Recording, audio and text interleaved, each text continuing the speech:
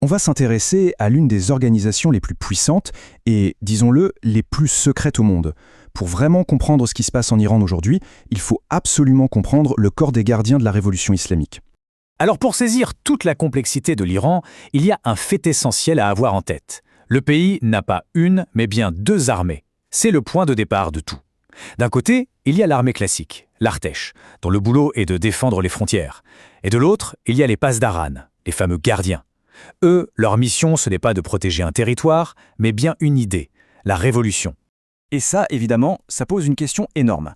Comment est-ce qu'une milice idéologique a pu grandir au point de devenir une force absolument dominante, non seulement en Iran, mais qui pèse aussi sur toute la scène internationale?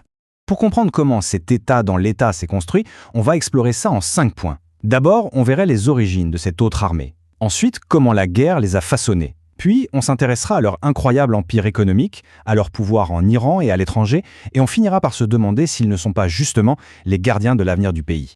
Allez, première étape, on retourne aux origines. Parce que pour comprendre le CGRI, il faut d'abord saisir sa mission, ce qui le rend si différent de n'importe quelle autre armée dans le monde. On est en 1979, en plein chaos de la Révolution. Le CGRI est créé parce que le nouveau régime se méfie profondément de l'armée nationale, qu'il voit comme étant encore fidèle au Shah qui vient d'être renversé. La mission de départ était donc très claire, protéger la Révolution contre les menaces qui venaient de l'intérieur. Et c'est là que tout se joue.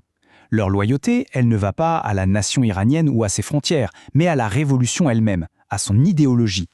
C'est cette mission bien particulière qui justifie, à leurs yeux, leurs interventions bien au-delà du territoire iranien. D'accord, mais alors, comment est-ce que cette garde, au départ tournée vers l'intérieur, est devenue une machine de guerre aussi redoutable? On va passer à l'événement qui a absolument tout changé pour eux. Cette guerre, c'est la guerre Iran-Irak. 8 années d'un conflit d'une brutalité inouïe. Pour le CGRI, c'est un véritable baptême du feu. C'est là qu'ils vont gagner leur galon, prouver leur légitimité et passer du statut de simple milice à celui de véritable armée. À la fin de la guerre, ils ne sont plus les mêmes. Ils sont vus comme des héros du régime, avec une réputation militaire solide. Et surtout, ils ont hérité d'une force immense, les Bassidjis. C'est une milice de volontaires, des millions de membres, qui leur assurent encore aujourd'hui un contrôle social très profond. Mais la puissance militaire, ce n'était qu'une étape. Pour vraiment verrouiller leur pouvoir, les gardiens ont compris qu'ils devaient conquérir un autre terrain, celui de l'économie. Le prétexte, la reconstruction du pays après la guerre.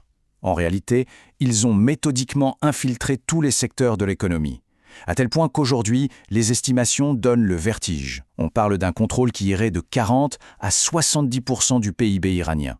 C'est un chiffre absolument colossal qui leur donne une emprise quasi totale sur le pays. Ils ont tout simplement bâti un empire. Ils ont pris le contrôle des secteurs les plus rentables, la construction, le pétrole et le gaz, les télécoms, l'import-export, et tout cet argent, bien sûr, sert à financer leurs opérations, qu'elles soient militaires ou politiques.